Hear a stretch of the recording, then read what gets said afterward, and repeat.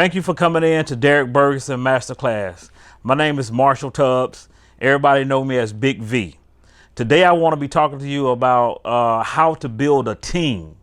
And as an artist, you want to make sure that you got the right people around you to handle the right responsibilities so that you can be effective as an artist with promoting your career.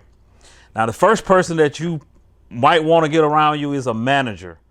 Now, this person will be the one that's taking care of all the responsibilities of helping you assemble your team. Now, you have some managers that are experienced managers and they don't take unsolicited artists, or you have some managers that's trying to, get in the game as well, and they'll work with you and they'll make money as you make money. So you either want to get an experienced manager, someone that'll work with you, or you also could just get a friend that's an assistant that you can help train to do the things that you need them to do, because there's going to be a lot of responsibility going on around you. Okay, so that's the first person. The second thing you want to do is try to assemble people in different regions where you want your music to be. In other words, you call that person a street promoter. You want to find out who is knowledgeable about the areas that you want your music to be known in. So just say, for instance, if you want to promote your music in Los Angeles, you need to find out who are the #1 street promoters in Los Angeles that know everybody, that know the clubs, that knows the streets, and that you can connect with in order to get your music in that region. It's very important to get someone that other people cater to, because it's hard for someone that don't know the business to go around knocking on doors and people turn them away because they don't know who they are. They don't have a built-in relationship with them. So that's why you want to get someone that already know the area, that has already been doing street promotion for other labels and other artists and stuff like that. And that'll benefit you a great deal. Now today, we have what we call content providers.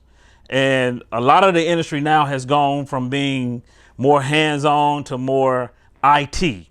So you want to find you someone that is IT savvy, that know how to shoot content, know how to put content on social media, and also run your ads for you that are effective with running ads. That's where you're going to gain a lot of ground at. Back in the day when I was doing it, 1991 to 97, we had to jump in a car. We had to ride from city to city and deal with the street promoters and deal with the club promoters, deal with the radio stations, and so forth, so forth. But things have got a lot much easier now. However, you have to be knowledgeable about how social media work. And therefore, you want to have someone that is savvy in IT and knows how to get your content, place it on social media, and help you run your social media ads. The next person you want to have, radio is not dead. And I want you guys to know this. This is, I'm going into this. Radio is not dead.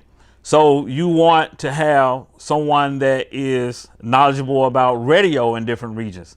Now, 9 times out of 10, this will be your street promoter. Now, your street promoter either going to be the same person that is knowledgeable about the radio in these different areas you want to go to, or they're going to be able to turn you on to the person that has the relationships with the radio.